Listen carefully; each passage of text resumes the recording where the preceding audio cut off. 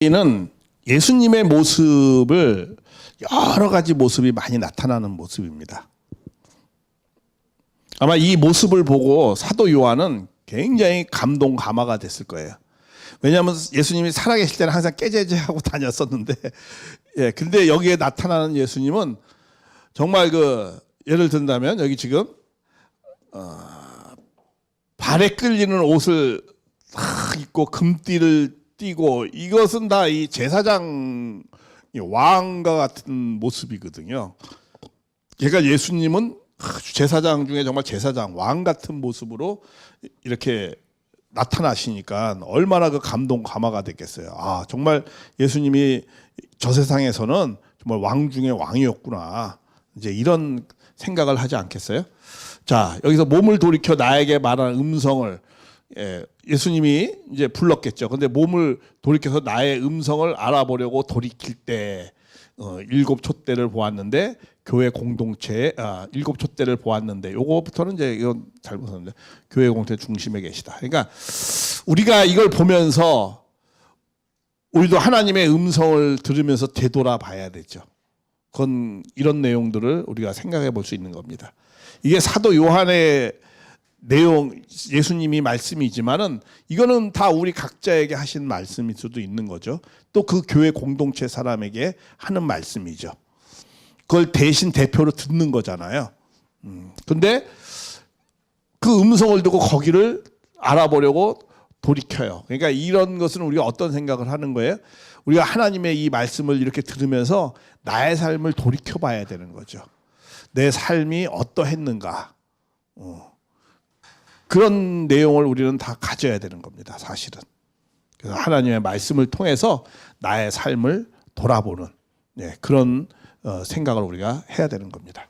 그리고 이 촛대 사이에, 이 촛대는 뭘 말하는 거냐? 뒤에 나옵니다. 이 촛대는 교회를 상징하는 겁니다.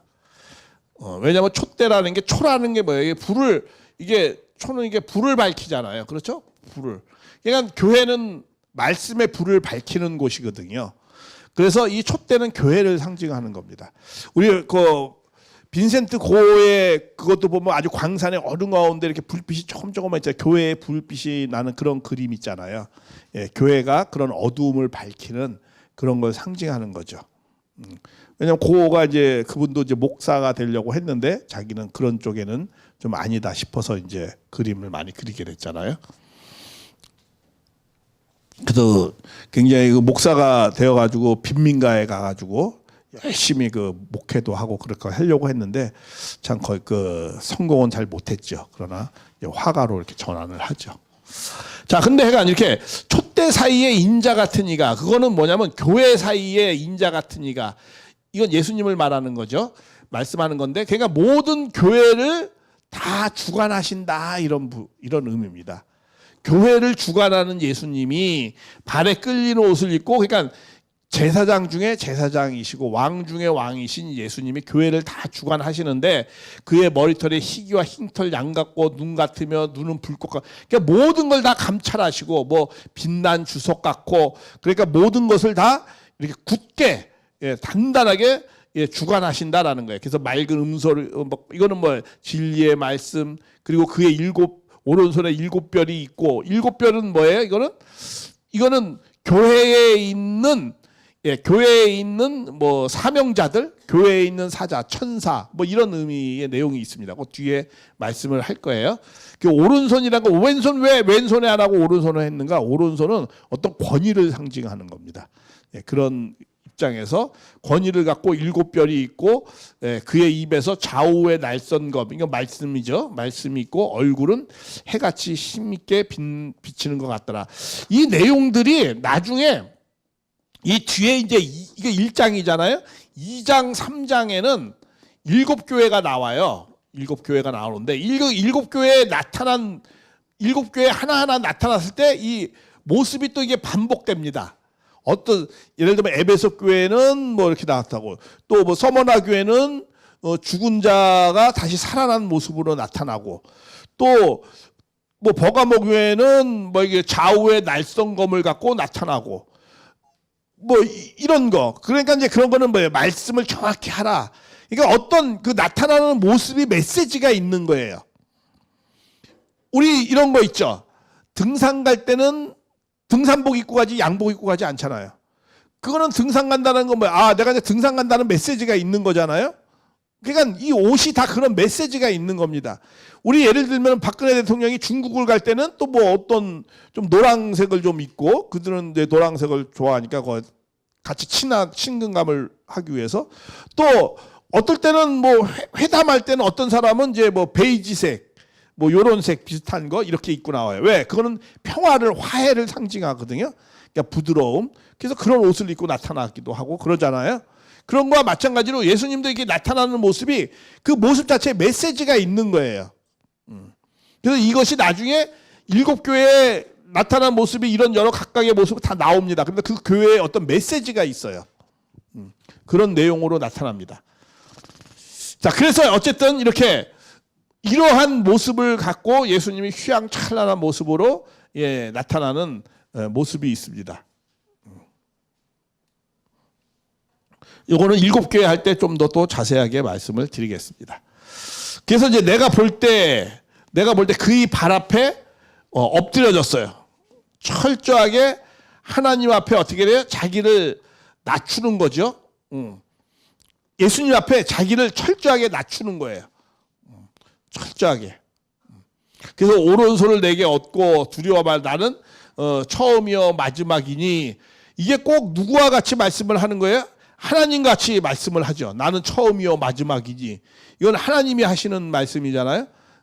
하나님이 그 표현하는 건데 꼭 예수님이 이제 그렇게 표현을 합니다. 나는 처음이요 마지막이니 하면서 이렇게 이제 말씀을 하는데, 자, 그러면서 이렇게 철저하게, 그러니까 이 엎드리는 것이 내가 이때 당시엔 내가 로마 황제에게 엎드릴 것이냐, 내가 예수님 앞에 엎드릴 것이냐, 이런, 우리 신앙을 하면 양자택일을 하게 되는 경우가 많이 있잖아요. 뭐 좁은 의미에서 뭐 교회를, 내가 이 교회를 다닐까 저 교회를 다닐까, 내가 이 신앙을 할까 저 신앙을 할까, 내가 정말 세상에서 살 것인가 아니면 내가 주님 앞에 엎드려서 살 것인가. 우리는 양자택일을 할 때가 와요. 그것을, 그럴 때 사도 요한은 어떻게 해요? 예수님 앞에 탁 엎드린 거예요. 엎드렸을 때 오른손에 내게 갖고 두려워 말라. 그러면서 나는 처음이요 마지막이니, 그러면서 살아있는 자라. 내가 전에는 죽었었더라 볼지어다. 이제 나는 세세토록 사망과 음부의 열쇠를 내가 가졌느니, 모든 죽음과 삶의 모든 것은 다 누가 결정한다는 거예요? 예수님이 결정한다라는 거예요. 예수님, 메시아가 다 결정하는 거예요. 우리 그런 말씀 있죠. 구약에서, 신약에서도 예수님이 이런 말씀 하잖아요. 모든 권세를 다 내게 주셨으니 하나님이 누구에게 다 맡겼다? 아들에게 다 맡겼다라고 말씀하잖아요. 하나님은 하나님이 직접 역사하는 것이 아니고 누굴 통해서 한다는 거예요? 온전한 인간인 메시아를 통해서 하신다라는 거예요. 그래서 메시아가 기준이 되는 거예요. 메시아대로 살면은 천국을 가는 거고, 메시아의 반대의 삶을 살면 어떻게 되는 거예요? 심판이 되는 거예요. 그거 누가 다 결정해요? 결국은 본인이 결정해요. 보내주는 건 하나님이 보내주는 거예요, 메시아를. 근데 메시아를 믿고 따르고 내가 메시아를 받아들이는 건 누가 결정하는 거예요? 내가 결정하는 거예요. 그러니까 하나님은 공의로운 거예요. 하나님이 지옥 천국을 결정해 주면 그거는 공의롭지 않죠. 어느 자식은 뭐하고 어느 자식은, 그렇지 않아요. 내가 결정하는 거예요. 내가 그 길을 가느냐 안 가느냐가 내가 결정하는 거죠. 그래서 천국 가지고는 내가 결정하는 것이고, 그게 어떻게 예수님이 기준이 되기 때문에 예수님이 모든 걸 하나님이 예수님한테 맡겼다 이렇게 말씀을 하는 거예요.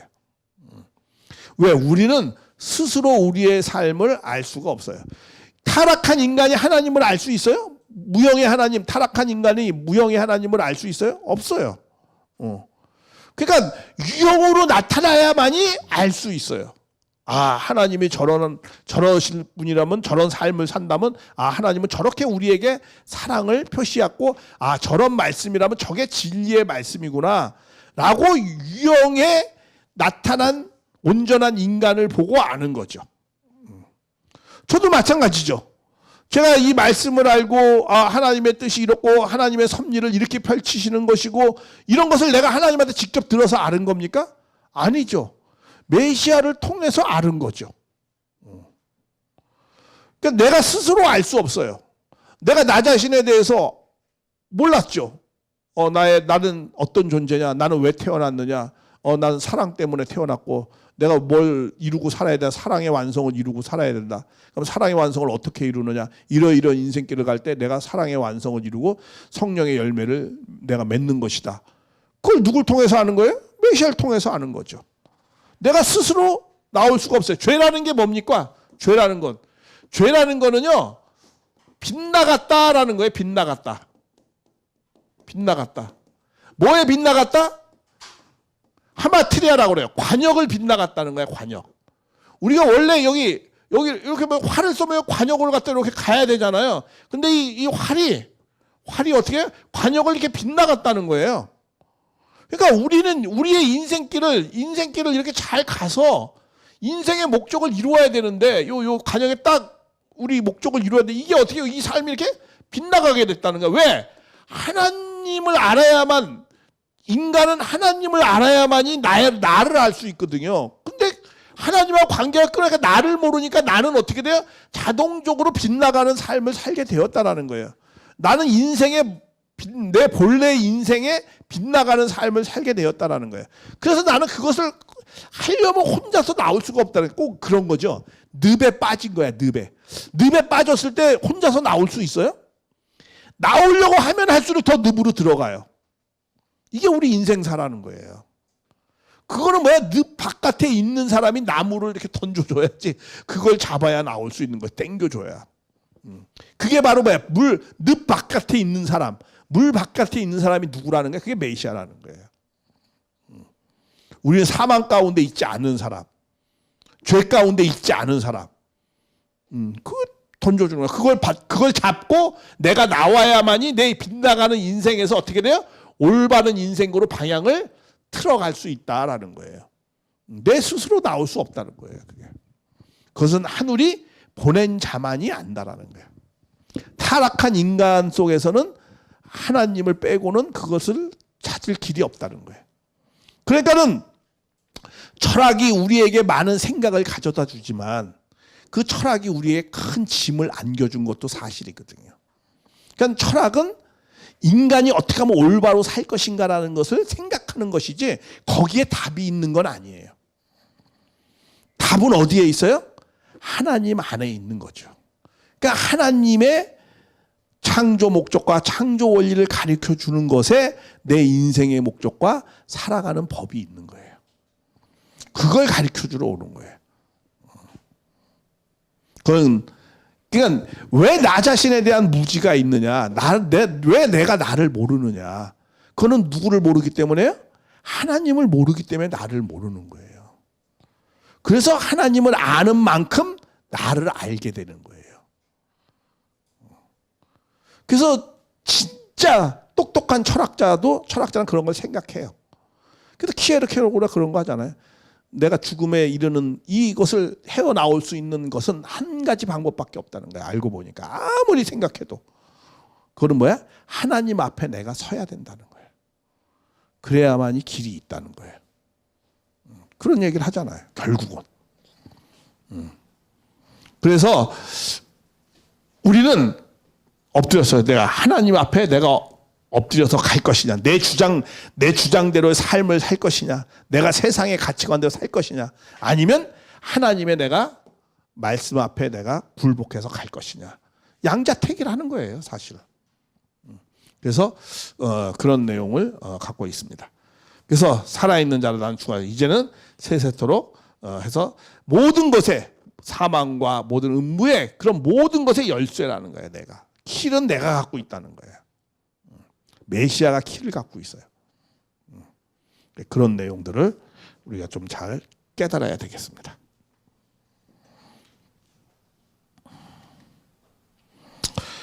그래서 지금 네가 본 것 1장 18절까지 봤습니다. 1장 18절까지 봤죠. 네가 본 것. 그다음에 지금 있는 일. 지금 있는 일이라는 건 뭐예요? 이제 지금 너는 지금 반모섬에 있고 지금 교회의 상황입니다. 이게 뭐라고 했어요? 2장, 3장. 이 7교회 상황이에요. 7교회 상황. 장차될 일. 이거는 뭐예요? 4장부터예요. 4장부터. 그래서 여기 4장의 시작이 뭐예요? 이후에 시작이 이렇게 시작합니다. 이후에 마땅히 될 일을 너에게 보여주리라 하면서 4장은 뭐예요? 그러니까 미래예요. 이거는 미래. 이건 재림의 장이라고 합니다. 이게 미래. 재림의 장이에요. 그 2장, 3장은 현재. 이거 어떻게 보면 여기까지는 뭐야? 2장, 3장까지는 기독교사입니다.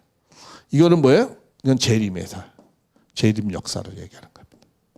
시대를 구분하면 그렇게 되어 있어요. 이 성경에 시제가 다 나와 있어요. 네가 본 것. 이거는 뭐예요? 과거죠. 네가 본 것, 과거. 시제가. 그러니까 1장 18절까지는 과거로 봐야 되는 거예요. 그리고 지금 있는 일, 이건 지금 이 교회의 상황. 그 교회의 상황을 2장, 3장에서 설명하고 있습니다. 그 다음에 장차 될 일, 이거는 4장에 나와 있어요. 뭐라고 나왔어요? 이후에 마땅히 될 일 해가지고 내가 너에게 보여주리라. 그러니까 4장부터는 뭐로 봐야 되는 거예요? 이건 미래 시제로 봐야 되는 거예요. 그러니까 요한계시록은 과거, 현재, 미래 이 시제가 다 같이 있어요.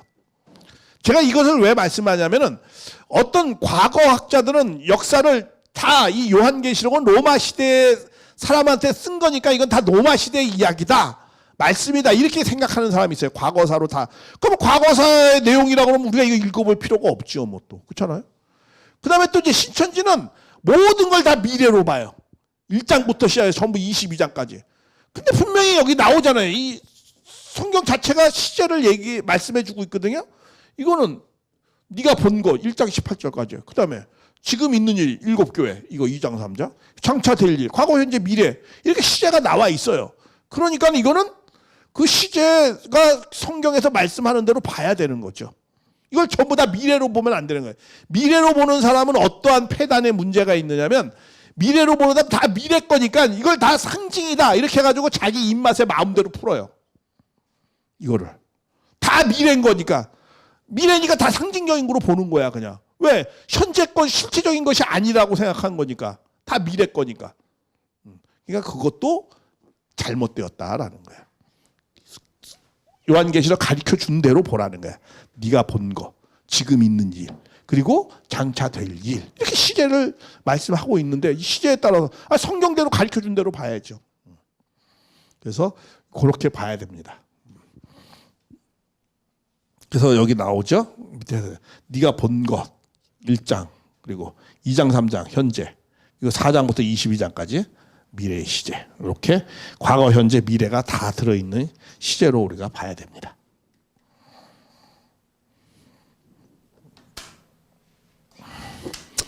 자, 그 다음에 이제 마지막 20절 1장의 마지막 절입니다.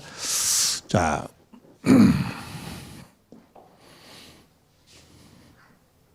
네가 본 것은 오른손의 7별의 비밀과 7촛대라. 7별의 비밀, 7촛대라. 그리고 7별은 7교회의 사자요, 7촛대라. 그러니까 여기서 이제 비밀을 얘기하면서 비밀을 해석을 해주고 있습니다.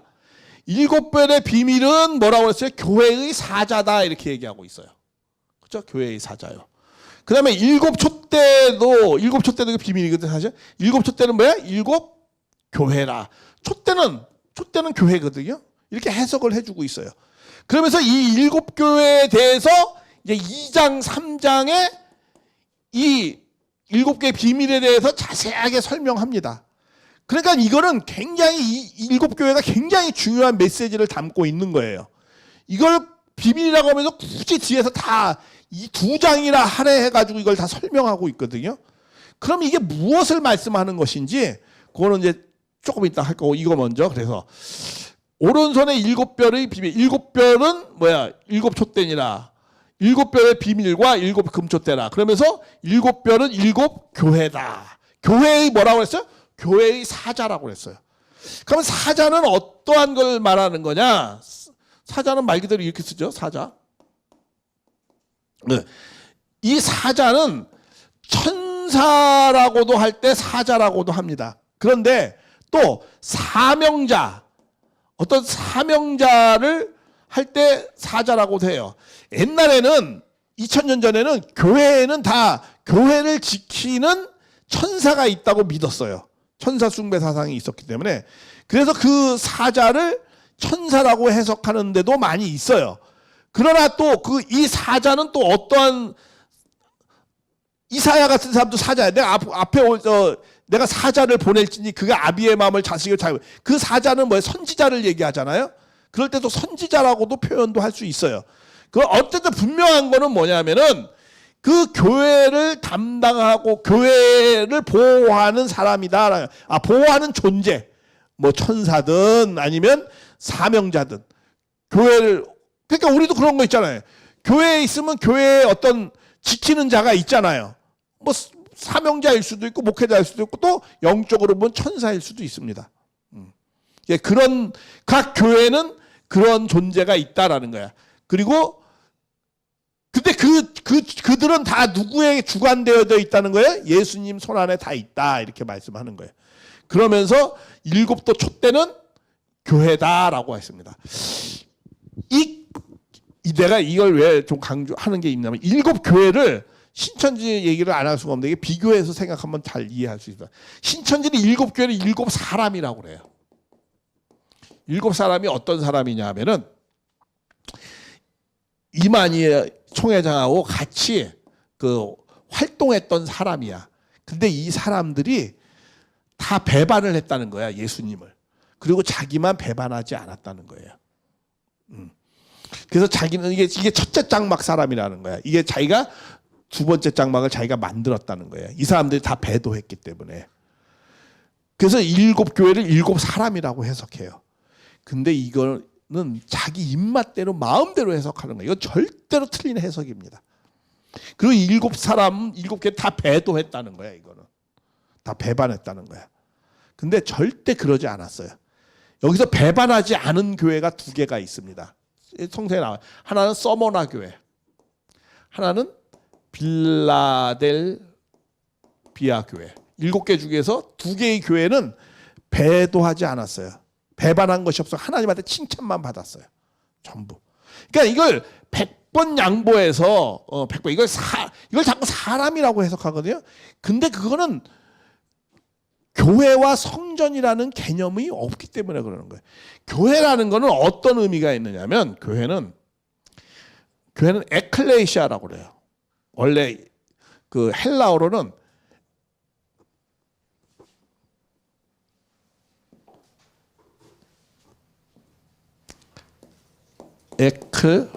에클레시아. 근데 이거는 복수입니다. 그래서 이건 교회들이에요. 근데 우리 또 이거하고 비슷한 게 뭐가 있어요? 성전이라는 게 있죠. 성전. 성전이라는 건 뭐냐면 이거는 건물의 개념이 많아요. 건물. 다시 말하면 이거 집의 개념이 많습니다. 근데 에클레시아라는 거는 뭐냐면은 어떤 의미냐면 하나님으로부터 불리움 받은 무리예요. 무리. 교회라는 것. 하나님으로부터 이렇게 불리움을 받아서 하나님의 일을 하기 위해서 불리움을 받은 사람들의 모임이 교회예요. 그러니까 이건 단수가 아니에요. 복수예요. 복수. 그러니까 여기 일곱 교회를 일곱 사람이라고 하면은 한 사람 한 사람, 교회를 한 사람 하면 단수의 개념이 되잖아요. 그렇죠? 뭐 에베소 교회면 에베소에는 누구고, 뭐 서머나 교회면 서머나는 뭐 오택용이 뭐 누구고, 뭐 빌라델 교회는 뭐 탁성환이고 뭐 이런 식으로 그 교회를 하나하나 교회를 사람으로 해석하거든요. 그렇게 상징이다 이거야. 실제로는 그렇게 드러났었다는 거야. 근데 그건 절대로 틀린 말이에요. 왜? 교회라는 말을 쓰면 안 돼요. 그럴 때는. 성전이라는 것은 단수예요. 몸이야, 몸. 한마디로 성전은 건물, 몸이란 말이에요. 몸. 그래서 우리 그런 말하죠. 예수님 성경에도 이런 말 있죠. 너희가 성전에 하나님의 뭐라고 했어요? 몸이다. 성령을 담는 그릇이다. 그래서 너희가 하나님이 온전하가 너희도 온전하라. 그래서 우리가 하나님의 성전이다. 이렇게 말씀하잖아요. 그렇죠? 그러니까 그건 단수야. 단수로 얘기할 수 있어요. 성전은 그렇게 말씀할 수 있어요. 그런데 교회는 성전하고 달라요. 교회는 성전은 건물이에요. 집, 몸 이런 거고 교회라는 건 뭐예요? 이건 불리움받은 사람들의 무리예요. 무리. 하나님의 일을 위해서 불리움받은 사람들이에요. 그러니까 사실 교회를 갖다가 한자로 이게 번역을 이렇게 제가 저번에도 말씀을 잠깐 드렸잖아요. 이 교회를 이 가르칠 교자라는 개념보다는 불리움받은 사람들이 모임이 하나님의 일을 하기 위해서 모였잖아요. 그래서 이거는 교회라는 거, 교회가 뭘 자꾸 가르치려고 한다는 개념으로 자꾸 생각하는데 교회는 가르치는 개념보다 하나님의 일을 하기 위해서 모인 사람들이에요. 행함이 더 많아요. 행하기 위해서 모인 거예요. 하나님의 일을 행하기 위해서. 그러니까 교회가 아니고 뭐라고 그래야 돼요? 행회라고 그래야 돼요. 행회. 이렇게 번역을 했으면 아마 교회가 이렇게 안 썩었을 거야. 아, 교회는 하나님의 일을 하는 곳이구나. 이렇게 생각해야 되는데 자꾸 교회에서 뭘 가리키고 막 그냥 당파 만들고 뭐 이러려고 생각하는 것 때문에 저런 파생된 게 많은 것 같아요. 교회는 하나님의 일을 하기 위해서 모인 무리들이에요. 무리들. 뭘 가리키는 곳이 아니에요. 단순히. 물론 가리키는 기능이 있어요. 교회의 교육의 기능이 엄청 제일 크죠. 그러나 그 가리키는 것은 그 배운 것은 뭘 하기 위해서? 일을 하기 위해서 하는 거예요. 일을 하기 위해서. 하나님의 일을 하기 위해서. 그러니까 이건 어쨌든 복수예요. 복수. 복수예요. 그러니까 단수로 어떤 한 개인이다 이렇게 말을 하면 안 되는 거예요. 성전이라고 그러면 얘기할 수가 있는 거예요. 하나님의 몸이니까. 건물이니까. 그건 단수로 얘기할 수가 있죠. 우리가 하나님의 몸이라고 그러잖아요. 성전. 그러니까 그래서 이거를 왜냐하면 이게 7 사람이 아닙니다. 이거는 7 교회예요. 실제로 그 하나님의 일을 하기 위해서 모인 무리들이 7 군데가 있었다. 이렇게 해석하는 것이 정확한 해석입니다. 다 틀린 해석입니다. 그래서 이 7 교회에 대해서 이제 뒤에부터 이제 쭉 설명을 해요. 그래서 이 7 교회는 그때 당시에 7 교회가 있었어요. 실제로 없었다는 게 아니에요. 실제로 그때 당시에 7 교회가 있었는데, 자, 이 7 교회는 여기 4교회가 있고 이제 뒤에 3교회가 나옵니다. 이게 하나 다 쓸 수가 없어가지고 4대 빌라델비아, 라오디에 교회 이렇게 있어요. 자, 내가 이걸 한번 말씀드릴게요. 이제 2장, 3장을 하나의 도표로 먼저 설명을 한 건데, 야, 이 빌라델비아 교회는 책망받은 게 없어요. 저기 이 뒤에 거부터 먼저 잠깐 보면은 항상 그 교회마다 있죠. 교회에 하나님이 나타나는 모습, 4대 교회에 나타나는 모습, 빌라델비아에 나타나는 모습, 라오디에게 나타나는 모습이 다 달라요. 그렇죠? 근데 여기 빌라델비아 교회는 책망받은 게 있어요, 없어요? 없어요. 모든 것 하나님이 항상 예수님이 그 교회마다 다 말씀을 하거든요. 교회 모든 교회는 예수님이 주관한다고 했잖아요. 그래서 교회에 대해서 다 말씀을 하는데 이게 더럽혀지지 않은 교회. 그다음에 칭찬을 해요. 너희는 말씀을 잘 지켰다. 너희들은 근데 이 라오디에게는 칭찬이 없어요. 책망만 받아요. 이 라오디에게는 또 책망만 받는 교회가 이 라오디아 교회하고 이 4대 교회예요. 이 두 교회는 책망만 받아요. 또 칭찬만 받는 교회가 빌라델비아 교회하고 또 하나는 이 앞에 있는 나오는 교회인데 이 서머나 교회. 서머나 교회는 이 칭찬만 받아요. 이렇게 칭찬만 받아요. 근데 이 에베소 교회는 책망이 있어요, 없어요? 있어요. 여기도 책망이 있어요. 여기는 책망이 없어요. 여기도 책망이 있죠. 우상 숭배하고 뭐 여기도 책망이 있어요. 그러나 칭찬도 있어요. 먼저 칭찬을 먼저 합니다. 그리고 나타나는 모습이 아까 주석발 같이 그런 거 있었었잖아요. 또 좌우의 날성검, 이 보가버 교회 뭐 이런 걸로 나타나고, 여기 일곱 교회 일곱 촛대 뭐 이런 걸로 나타나고, 나타난 모습이 다 달라요. 뭐 부활하신 사망 가운데 생명 가운데 오신 이런 부활하고 이 나타난 모습이 다 다르는데, 이 나타난 모습으로서 이 교회에 대한 메시지를 전하는 내용이 있는 거예요. 그리고 이 내용을 보면은 항상 먼저는 칭찬하고 순서가, 그 다음에 권면하고, 그 다음에 책망된 일을 권면해. 이런 거 하지 말라고 권면하고, 이런 거 안 할 경우는 경고를 또 해요. 그렇게 경고해서 말 안 들으면은 뭐 어떻게 될 것이고, 말 잘 들으면 좋은 메시지를. 그때 이 당시에 현재의 교회를 말씀하지만은 끝에서는 항상 미래의 소망적인 말씀으로 끝나요. 이렇게 소망을 주셔요. 너희가 이렇게 하면 이런 소망을 이런 것이 잘 될 것이다 라고. 물론 경고도 하지만 여기 서문학에는 경고도 없어. 왜? 다 잘했으니까. 그러니까는 제가 이 말씀을 왜 그러느냐 하면, 또 신천지 때문에 말씀드리는데, 이 일곱 교회가 다 배도해서 다 없어졌다는 거야. 그렇게 얘기를 하거든요. 근데 이 서머나 교회하고 아까 무슨 교회? 빌라델비아 교회는 배도를 한 내용이 있어요, 없어요? 없어요. 다 칭찬만 받았어. 근데 왜 다 배도했다는 거야? 그래가지고 그 첫째 장막은 다 없어졌다는 거야. 그리고 자기가 두 번째 장막을 자기가 다시 만들었다는 거야. 왜? 다 배도를 했기 때문에. 근데 배도하지 않았거든, 서머나. 100번 양보해서 이걸 사람으로 얘기한다 할지라도, 교회가 아니고 100번 양보해도 서머나 교회하고 빌라델비아 교회는 배도하지 않았어요. 다 칭찬만 받았어요. 그러니까 신천지 말씀은 처음부터까지 다 틀려요. 그리고 그거는 신천지는 자기네가 계시 받아서 쓴 게 아니고 베낀 거예요. 재림 예수교회라는 그 교회에 그 베낀 거예요. 이름하고 저 사람 이름하고 요 시간만 바꿔가지고 똑같아요, 거의. 그러니까 내가 항상 그러지. 이반희 총회장이 뭐 이긴 자라고 그러는데, 뭘 이긴 자야, 다 베낀 자지.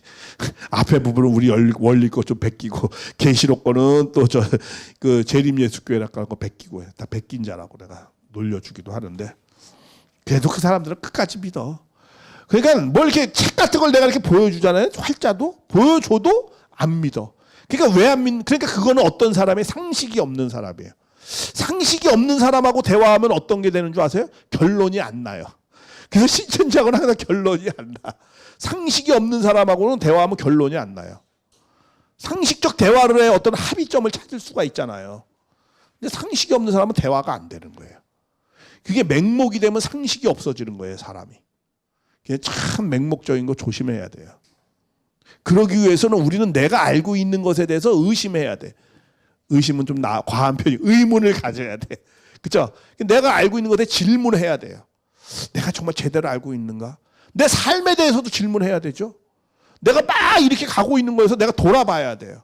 내가 인생을 잘 가고 있는 건가? 어떻게 잘 해온 건가, 인생을?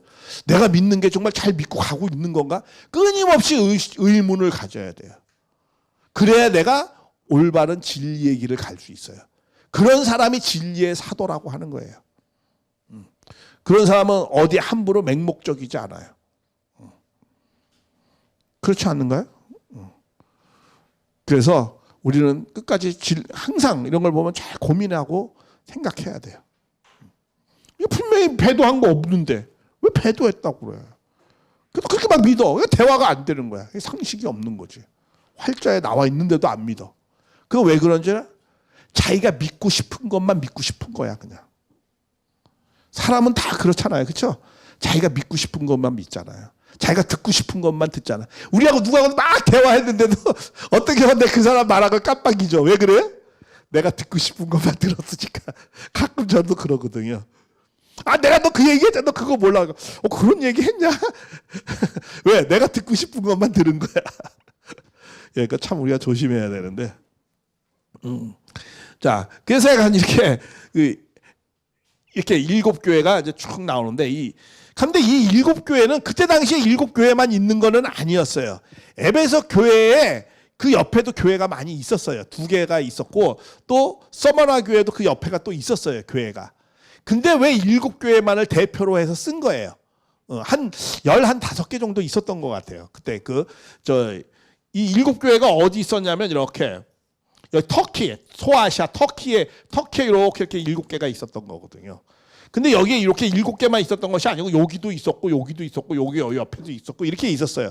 근데 7이라는 거는 그 상징적 의미가 있다고 했어요. 7이라는 거는 뭐예요? 모두 전부를 대표한다 이거예요. 7이라는 건 그런 의미예요. 그러니까 모두를 대표해서 한 거예요. 그래서 여기서 뭐 말씀하면 교회들에게 이렇게 말합니다. 에베소 교회에 대해 얘기해놓고는 교회들에게 이렇게 얘기를 해요. 복수를 써요 또. 그건 뭐냐면 그 주변 사람들 다 들어라 이거예요. 그 교회를. 꼭 7교회만 있었다라는 것은 아닙니다. 그러니까 그때 당시에 7교회만 있는 게 아니었어요. 7사람만이라고 할 수도 없는 거야. 그러니까 그렇죠. 그러니까는 뭐 이렇게 저렇게 봐도 그건 확실히 틀린 말입니다. 자, 예를 들면 아까 그랬잖아요. 1장 19절에 분명히 1장 19절에 네가 본 거, 지금 있는 일, 앞으로 장차 될 일을 써라. 이렇게 나와져 있잖아요. 과거, 현재, 미래라고 시제가 딱 계시록에서 그렇게 정해줬는데 그렇게 보라고. 근데 그들은 미래만 봐요. 그냥 미래를 전부 다 1장부터. 그러니까 대화가 안 되는 거야 이게. 상식이 안 통하는 거야. 분명히 나와 있는데. 그러니까는 그건 뭐냐? 자기가 그냥 듣고 싶으면 계속 그거 믿고 싶으면 계속 믿으려고 하는 거야. 예, 그러니까 대화가 안 되는 거예요. 자, 그래서 자, 그러면은 이걸 이제 전체적으로 이렇게 썼는데 이제 앞으로 이제 하나하나 7교회를 하는데 여기서 이제 중요한 내용이 뭐가 있느냐. 요 밑에 요거만 좀 설명하고 말하겠습니다. 이게 섭리적 동시성이라고 그래가지고 이 7교회는 그때 당시에 7교회가 없는 게 아니에요. 7교회가 있었어요. 근데 이 7교회를 통해서 하나님이 말씀해 주려고 하는 비밀이 있어요. 그 7교회를 통해서 말씀해 주시려고 하는 비밀이 있어요. 자, 교회라는 사명은 어떤 사명이 있느냐면 또 교회는 정착하는 교회가 아니고 교회라는 것 자체가 광야 생활하는 겁니다. 신앙적으로 보면. 정착하는 게 아니에요. 정착은 어떨 때 정착하는 거죠? 주님이 다시 오시면 정착하는 거예요. 교회는 신부예요. 신부. 예수님이 신랑이면. 근데 예수님이 이런 말씀하죠. 야, 내가 너 더 좋은 처소를 가서 준비할 테니까 너희들 여기서 땅끝까지 복음을 전하라. 이렇게 말씀합니다. 근데 땅끝이라는 것은 뭐 어떤 사람의 해석을 지역적 공간적 개념으로 땅끝이라고 그러니까는 저기 예루살렘에서 시작해가지고 땅끝인 우리 한국까지 왔다. 이게 땅끝이다 한국이. 이거는 또 좀 잘못 해석하는 것 중에 하나입니다. 예, 성경에서 예수님이 땅끝까지 복음을 전하라라는 것, 땅끝이라는 건 뭐냐면 벼랑 끝에 몰려 있는 사람을 얘기하는 거예요. 한마디로 말하면 굉장히 어려움 가운데 있는 사람, 위기 가운데 있는 사람, 그런 것을 땅끝이라고 하는 거예요. 땅끝까지 전하라는 거는 정말 어려움이 힘든 사람 가운데까지 가라는 거예요. 복음은 그런 데 가야라는 것이지 땅끝이라니까 예루살렘 끝이 한국이니까 한 바퀴 돌아서 한국까지 왔다. 그런 건 뭘 모르는 말이고 그런 것이 아니고 그러니까 이거 뭘 말하냐면 교회라는 거는 그러니까 교회라는 건 어려운 데서 이 어려운 사람을 보살펴야 되는 거예요. 그리고 그것을 잘 준비하고 그 주님이 뭐라고 그래요? 가면서 내가 다시 오마. 다시 올 때 내가 더 좋은 것을 예비하면서 가면서 다시 온다고 그랬어요. 다시 와가지고 영원히 주님하고 이 땅에서 안착하고 사는 거예요. 그러니까 정착하고 안착하는 건 누구가 올 때 하실 수 있는 거죠? 재림 주님이 오실 때 정착하고 안착하는 거예요. 그러니까 교회는 뭐예요? 신부예요. 신부. 주님이 올 때까지 기다리는. 그러니까 기독교라는 건 무슨 종교라고 그래요? 기다림의 종교예요. 기다리는 거예요. 신랑도 안 왔는데 나 혼자 그냥 하고 그냥 안 그래도 펑퍼짐하게 앉아있고 그러는 게 아니에요. 열심히 주님이 오시는 것을 어떻게 해요? 준비하는 게 교회예요. 그러니까 이 7교회는 뭐냐? 7교회는 준비하는 거예요. 누가 오는 걸 준비하는 거예요? 다시 오시는 주님이 오실 것을 준비하라는 거야. 그러니까 이거는 어떤 의미의 내용이 있냐면 기독교 2000년사의 재림 주님을 맞기 위한 내용의 의미가 이 안에 들어가 있어요. 일곱 교회가. 교회라는 게 뭐예요? 원래 주님이 오는 걸 기다리는 거 아니야. 그렇죠? 맞이할 준비를 해야 되는 거 아니에요. 그 일곱 교회를 설명을 하는데 이게 정말 일곱 교회를 그 순서를 가만히 보니까 기독교 2000년사의 시대별 내용하고 너무 닮아 있어요. 그 설명이. 이 설명 있죠. 이 설명이 초대교회하고 너무 똑같아요. 초대교회 시대하고. 또 이 서머나 교회 이 설명이 로마 박해 시대 있죠. 로마 박해 시대하고 너무 똑같이 설명되어 있어요. 각 시대로. 그리고 또 이 설명이 이 교구장 제시대 기독교의 시대하고 너무 똑같이 되어져 있어요. 설명이. 아주 잘 되어 있어요. 그리고 이 두아디나 교회가 기독교 왕국 시대를 설명하고 있어요. 그런 상황을. 그리고 또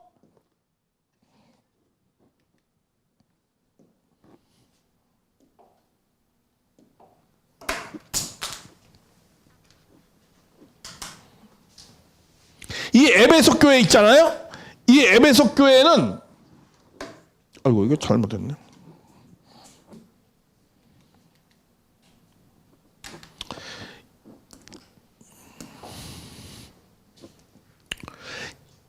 이 동서왕조 분립 교황 포로 시대 이 4대 교회가 너무 예를 들면 이런 거 이게 잠깐 언급하면은 기독교 2000년사 중에서 가장 하나님 보시기에 아주 안 좋았던 교회 시대가 어떤 시대예요? 동서왕조 분립 시대하고 교황 포로 시대였어요. 이 600년사. 그렇기 때문에 이 4대 교회에서는 칭찬이 하나도 없어요. 대부분 다 책망받는 내용이에요. 여기도 그렇고. 근데 여기에 끝나고 난 다음에 종교가 개혁이 시대가 열려요. 이게 바로 빌라델비아 교회가 메시아를 준비하는 종교 개혁한 시대예요. 그래서 여기는 책망이 없어요. 다 칭찬만 있어요. 그리고 이거 라오디아 교회. 라오디아 교회는 뭐야? 이건 현대교회. 1920년도부터 이후의 교회. 1920년도 이후부터. 여기에는 뭐가 칭찬이 없어요. 다 어떻게 돼요? 책망만 있어요. 책망만. 왜? 1920년 이후부터 교회는 완전히 급격히 하락되거든요. 이 유럽부터 신앙을 다 버리기 시작하잖아요. 왜 그런 줄 아세요? 이 교회가 이 자유신학을 하면서 이 신학을 자유신학을 하면서 신앙을 버리는 현상이 나타나게 돼요. 어디로부터? 독일로부터 시작해서. 자유신학이 독일로부터 시작됐거든요. 그래서 교회를 다 버려요. 그러니까 이게 현대교회 책망만 받아요. 그러니까 이 기독교가 2000년사 오면서 이 교회라는 건 뭐예요? 결국은 재림 주님을 맞기 위한 준비하는 거잖아요. 그래서 이 일곱 교회는 뭘 상징하느냐 하면은 일곱 교회는 기독교 2000년대 각 시대별로 하나님의 섭리를 예언적으로 계시한 말씀에서 재림 주님만이 이 비밀을 아는데 뭐라고 해요? 초림 이후 기독교 2000년의 전 역사를 계시한 것이다 라는 거야. 그래가지고 뭘 했다는 거예요? 다시 오실 주님을 맞이할 준비 기간의 비밀에 대한 내용이 있었다라는 거예요. 이 내용은 누구밖에 알 수 없어요? 재림 주님만이 이걸 설명하고 있어요. 그래서 우리 교회는 이 섭리적 동시성이라고 그래가지고 이걸 잘 설명하고 있습니다. 원리강론에. 그 내용을 이제 다음 시간부터 이걸 자세하게 이제 볼 겁니다. 그래서 이 일곱 교회가 굉장히 중요한 비밀의 내용을 포함하고 있어요. 기독교 2000년사를 포함하면서 그러나 기독교 2000년사이면서도 이거는 또 각 교회의 상황도 얘기할 수 있죠. 모든 지금 한국에 있는 교회가 각 시대별의 교회를 얘기할 수도 있죠. 어떤 교회는 전도를 열심히 하는 교회, 어떤 교회는 정말 말씀 공부를 열심히 하는 교회, 어떤 교회는 그냥 교회는 크지만 그냥 방탕한 교회, 이 관광하는 유람선 교회, 그렇죠? 그리고 어떤 교회는 구람교회, 싸우는 교회, 영적 투쟁을 하는 교회, 뭐 이런 교회도 있고, 아니면 유람선 교회, 썬데이 신앙하는 유람선 교회도 있고, 구경하러 왔다 갔다 하는 사람들만 있는 거. 그리고 또 작지만은 그냥 전투적인 교회, 영적 싸움을 치열하게 하면서 이 하나님 나라를 이루기 위해서 막 전진하는 교회도 있고, 우리 교회가 아니야. 아니면은 뭐야, 뭐 그런 여러 가지 교회가 있잖아요. 그런 교회를 설명할 수도 있죠. 그래서 정말 근데 그 교회에 나타나는 모습이 다 달라요. 우리 교회는 주님이 오신다면 어떤 모습으로 나타날까? 그냥 큰 칼을 어디에든 좌우에 칼 갖고 나타날까? 아니면 우리에게 알사탕 갖고 나타날까? 뭐 여러 가지 생각해 볼 수 있죠. 그래서 이제 이런 일곱 교회 상황을 이제 보면서 하나님의 중요한 재림 주님을 맞기 위한 기독교 2000년사의 그 섭리의 비밀이 이게 일곱 교회를 통해서 보여주고 있는 겁니다. 준비하는 거. 그러고 난 다음에 일곱 교회 끝나면 4장부터 그 연계되어 있어. 4장부터 뭐야? 재림 역사가 출발하는 거예요. 이게 다 그렇게 되어 있어요. 이게 정말 요한계시록 신기한 신비한 책입니다. 이것을 하나님의 구원 섭리 역사를 모르면 절대로 해석할 수 없어요. 그런 내용을 다음 시간 이어서 하겠습니다. 예, 수고하셨습니다. 감사합니다.